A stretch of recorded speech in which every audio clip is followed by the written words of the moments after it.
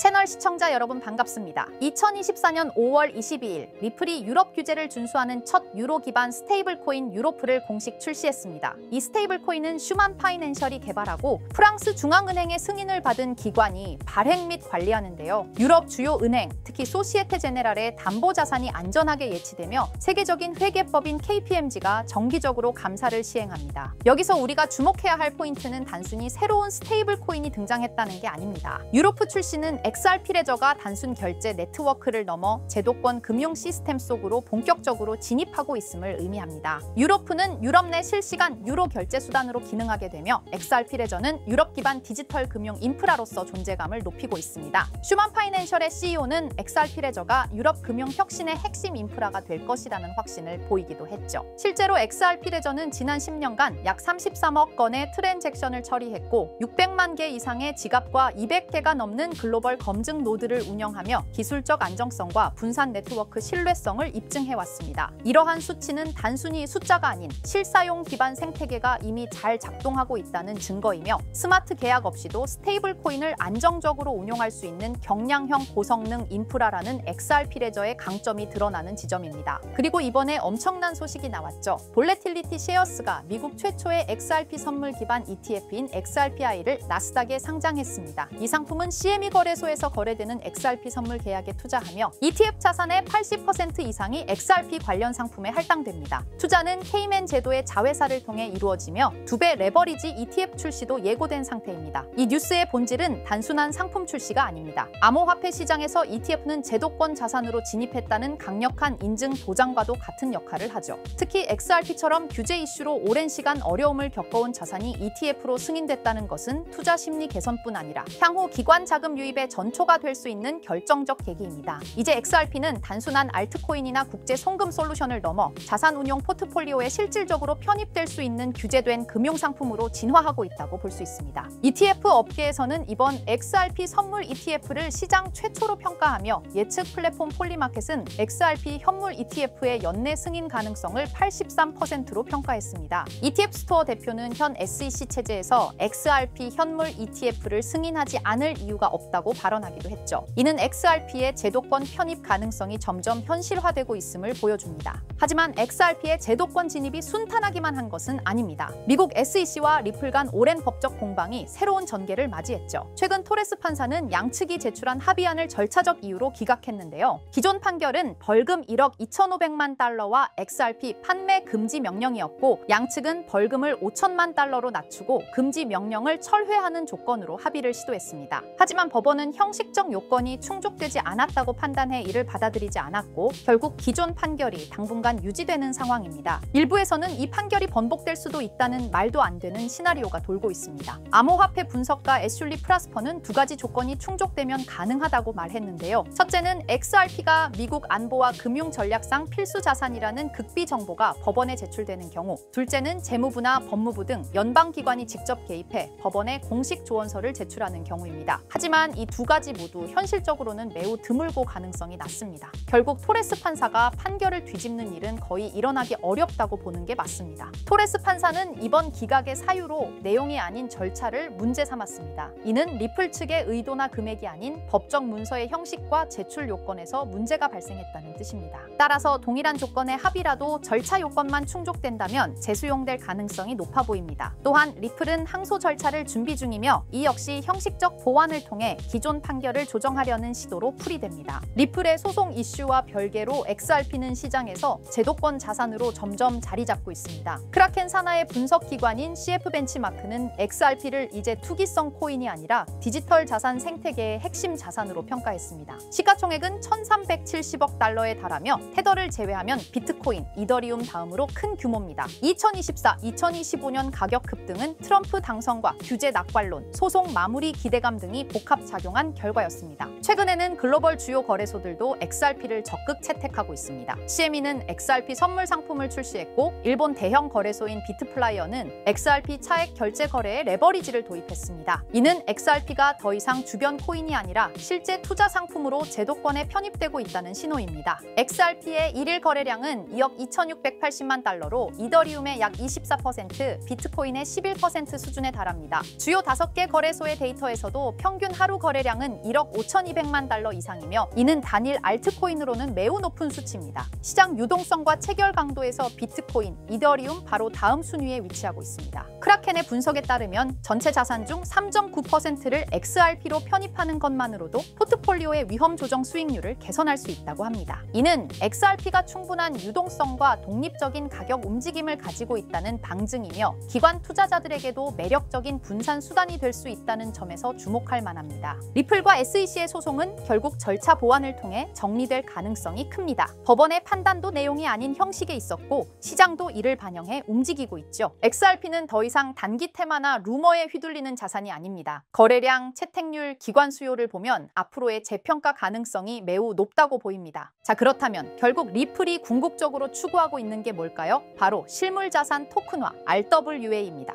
RWA는 리얼월드 에셋의 약자로 현실 세계의 자산을 블록체인상에서 디지털화하는 걸 말합니다. 예를 들어 부동산, 국채, 회사채, 주식, 금 같은 자산을 블록체인에서 토큰의 형태로 거래할 수 있게 만드는 기술이에요. 이건 단순히 디지털화가 아니라 유동성과 접근성, 거래 속도를 혁신적으로 개선하는 방식입니다. 리플은 이런 변화가 향후 금융의 중심이 될 거라 보고 자사의 기술 기반인 XRP 레저를 통해 이 RWA 시장에서 핵심 인프라 역할을 하겠다는 전략을 세우고 있습니다.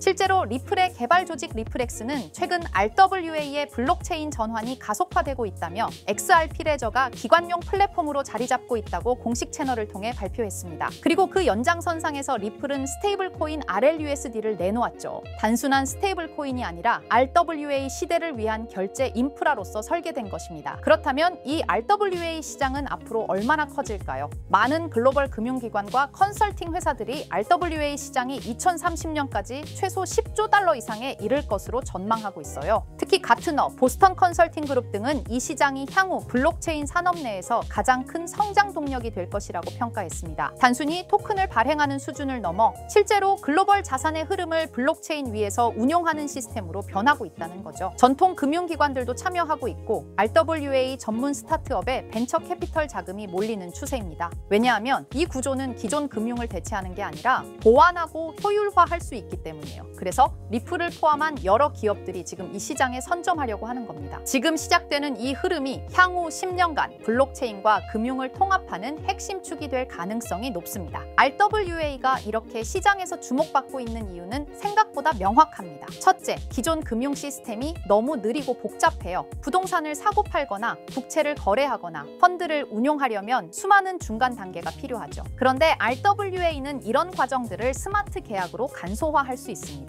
둘째, 투자자 입장에선 24시간 거래, 글로벌 접근성, 수수료 절감 같은 실질적인 이점을 체감할 수 있죠. 셋째, 금융 자산을 조각 내어 토큰화할 수 있기 때문에 기존에는 투자하지 못했던 고가 자산에도 소액으로 투자할 수 있는 길이 열립니다. 이 모든 게 자산의 민주화라고도 불리고 있어요. 그래서 지금 이 흐름은 단순한 디지털 전환이 아니라 금융 시스템 자체의 구조 개혁이라는 평가를 받고 있는 겁니다. 자, 이런 RWA 흐름을 정부와 제도권은 어떻게 보고 있을까요? 의외일 수 있지만 긍정적인 반응과 제도화 움직임이 꽤 활발합니다. 미국 SEC와 통화감독청 OCC는 RWA 자산의 회계 기준과 법적 정의를 정립 중이고 일부 국채는 이미 디지털 자산 형태로 유통되기 시작했어요. 싱가포르와 홍콩, 영국은 RWA 관련 샌드박스 프로그램을 통해 실험적 거래 환경을 지원하고 있고요. 특히 중요한 건 중앙은행들조차 이 시장을 탐색 중이라는 점입니다. CBDC와 RWA를 연계하는 테스트가 실제로 진행되고 있어요. 이는 곧 블록체인 기술이 법정화폐, 정부자산, 공공채권까지 연결되는 구조로 진화하고 있다는 걸 뜻합니다. RWA는 단순히 민간의 시도에 그치지 않고 국가와 제도권이 인정하는 기술 인프라로 성장 중입니다. 이론만이 아니라 실제로 미국 국채가 블록체인에 올라간 사례도 있습니다. 바로 리플의 XRP 레저를 통해 진행된 건데요. 미국 재무부가 발행한 국채를 실물자산으로 삼아 이를 토큰화한 구조가 구현된 겁니다. 이걸 통해 기관 투자자들은 XRP 레저 위에서 미국 국채를 보유, 거래, 유통할 수 있게 되었어요.